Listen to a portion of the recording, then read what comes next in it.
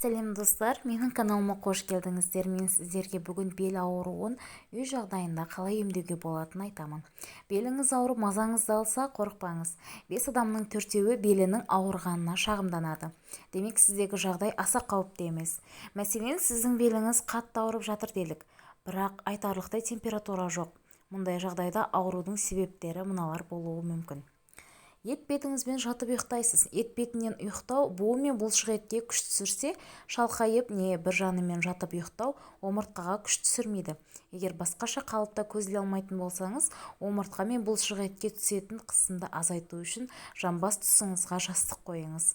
Тіпті төсегіңіздің қатты не тым жұмсақ болуынан да беліңіз ауырады.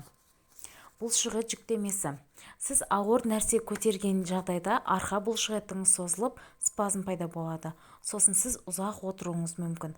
Бір орында ұзақ отыру да сіздің денеңізге, арқаңызға ауырлық туғызады.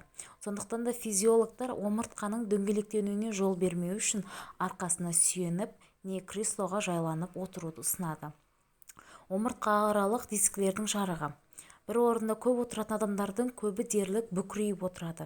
Оның себебі бір орында отырғанда адам өзін еркін сезініп, соның нәтижесінде мойны да, белі де бүкірейе бастайды. Сондықтан да бел омыртқасы майысып жатқанда қатты ауырады. Егер бел ауырса не істеу керек? Кез келген жағдайда терапевтпен кеңес алу керек. Бірінші, көп қимылда болыңыз. Бұрын арқа ауруын төсек режимі көмектеседі деп саналды, бірақ енді белсенділікті сақтайтын адамдар тезірек түзеледі. Арқа үшін қарапайым жаттығулар жасаңыз. Жаттығулар сіздің бұлшық етіңізді нығайтады және оларға күш салуға көмектеседі. Бұл болашақта бел ауруын азайтады. Сосын анестезия қабылдаңыз.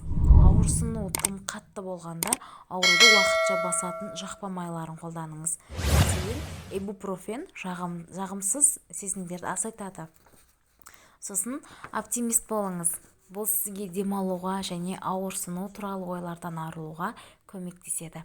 Сонымен қатар оптимизм стрессті жеңуге мүмкіндік береді. Демек, сіз тез арада бұлшық ет спазмдарынан құтыласыз. Достар, егер бұл видео сіздерге пайдалы болған болса, менің каналыма тіркеліп лайк басуды ұмытпаңыздар.